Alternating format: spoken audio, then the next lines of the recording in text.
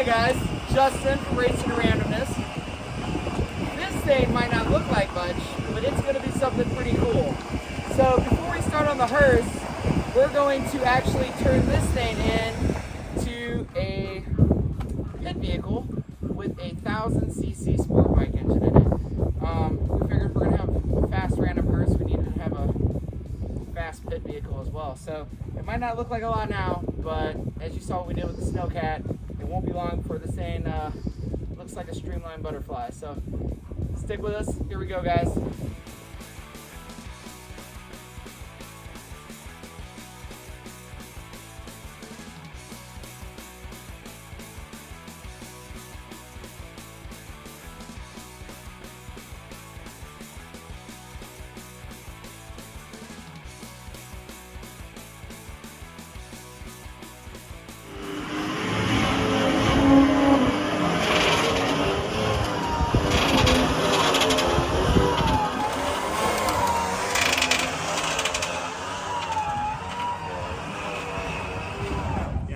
So we just got out here to the farm with the golf cart, and what I'm doing now is I'm actually coming over here to get the forklift so we can get that thing off of there.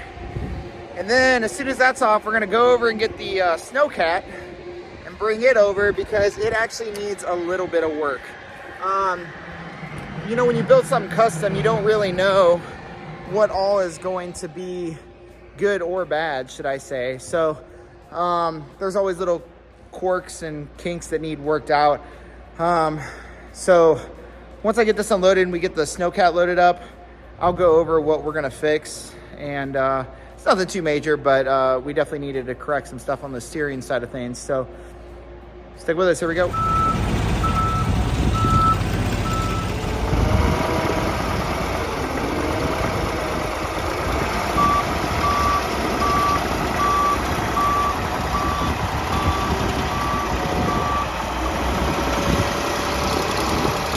There she is. Let's get this thing fired up. All right, let's get the ignition on there. All right.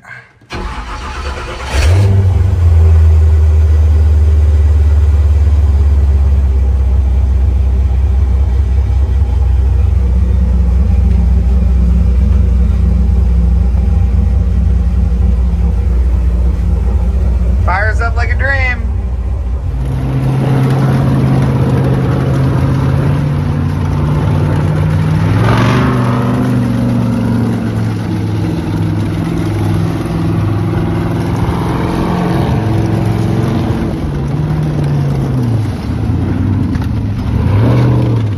So as I explained when I was walking over to get the forklift, the issue we're having is the master cylinders that are on our hand controls are 1 1/4 inch bore master cylinders. The cylinders on the rear end for the steering are massive. They are probably 2 or 2.5 inch, maybe even bigger size cylinders. The issue there is the fluid that those move up front isn't enough to move these their full swing. So you have to pump those brakes up and then steer. And then if you let them go for any period of time, you go to grab that steering control. And let me tell you what, it is a pucker moment because there's no control. You got to pump it up real fast and then this thing will turn. So it's just not safe. So we're going to get that taken care of. So what we're going to do now is we're going to get this bed taken out of here, and then we'll show you the actual cylinders that we're going to be swapping out and explain it a little bit further. So here we go on this.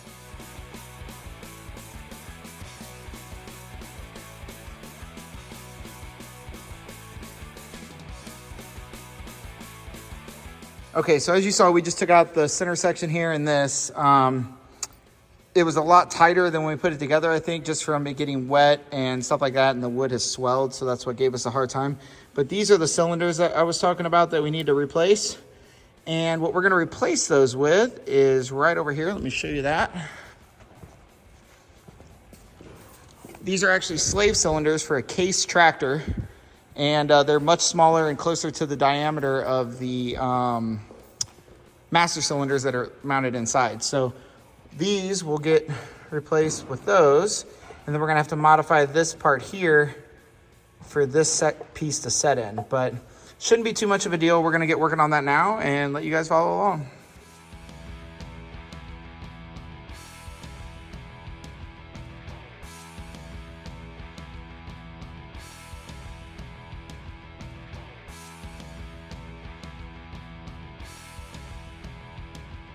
So these pieces are what we were just taking out. This here is what actually connects to the lever that goes into the rear end for the rod that pulls on the brake band to steer it in its respective direction.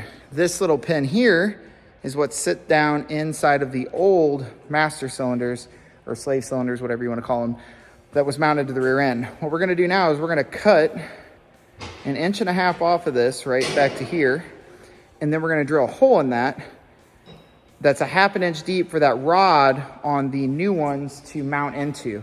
And that should give us the same distance and length as what the other cylinders did. As you can see here, these cylinders are much bigger, but this thing was originally set up with hydraulic power that powered those. So it didn't matter how far the throw was. As soon as you pulled that valve, it was applying pressure to that as much as you pulled on that lever.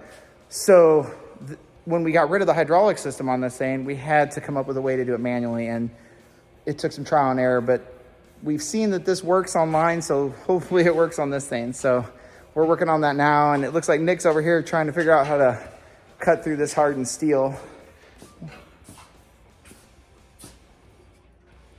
So we'll see how it goes. So apparently this is extremely hard steel because the bandsaw literally just made that little mark there, and it's completely smooth. It did nothing. So we're gonna switch to plan B and cut it this way.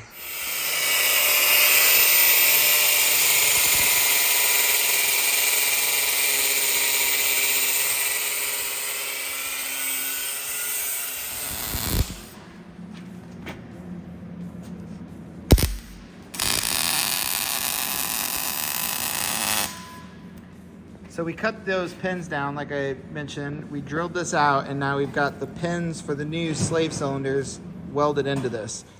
So once we reconnect this to the rear end, which I'll show you when we do that over there, you'll see how this all comes together.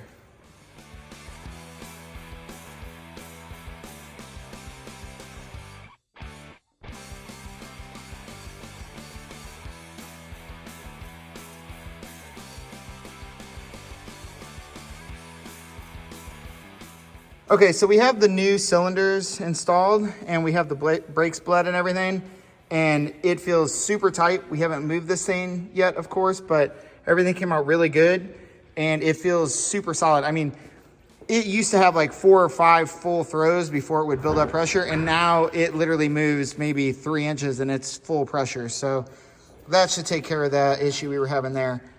Now what we have to work on is up here. And what we had an issue with, we had to relocate the spout for the water pump. And we turned it, and when we did, apparently we didn't seal it good enough, so it leaked coolant a little bit. So I'm gonna take this intake off real quick, and we're gonna pull that back out, and then we're gonna do what every good mechanic does and slop it up with RTV and put it back in there and let it sit overnight. And hopefully that will seal everything up so we don't have any issues there. And then I will put the intake back together.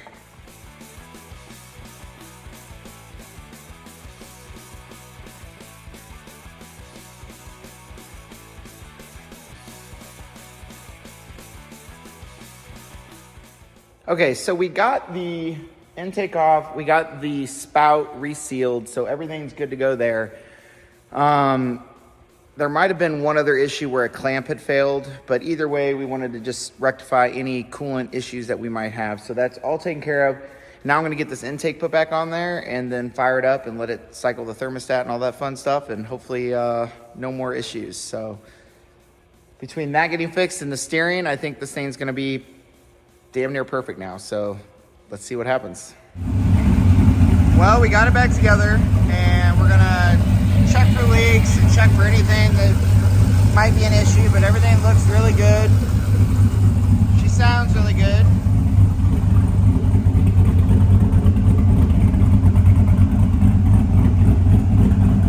These tracks throw up so much dirt, as you can see. I've already cleaned up the bed and stuff a little bit, but still gotta wipe it out more, but it gets really dirty really fast.